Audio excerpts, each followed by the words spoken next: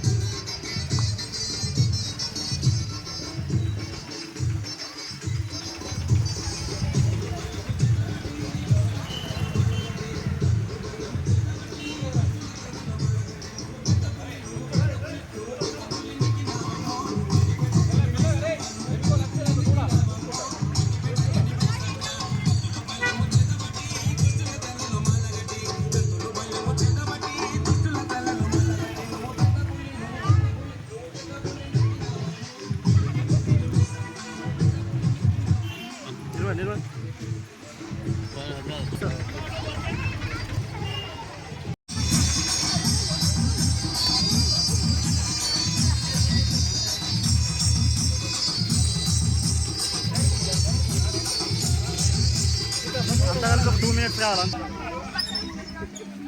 ఇట్లా థమ్స్అప్ అన్నారు అందరు ఒకసారి.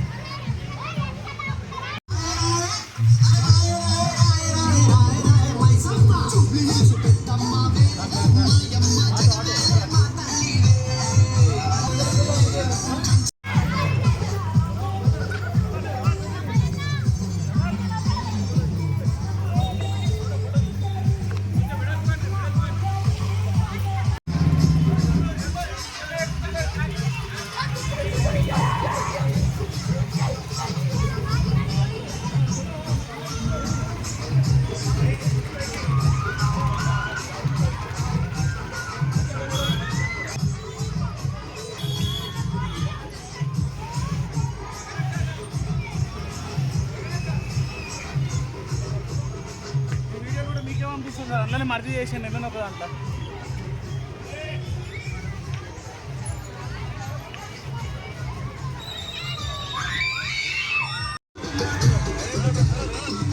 Okay right.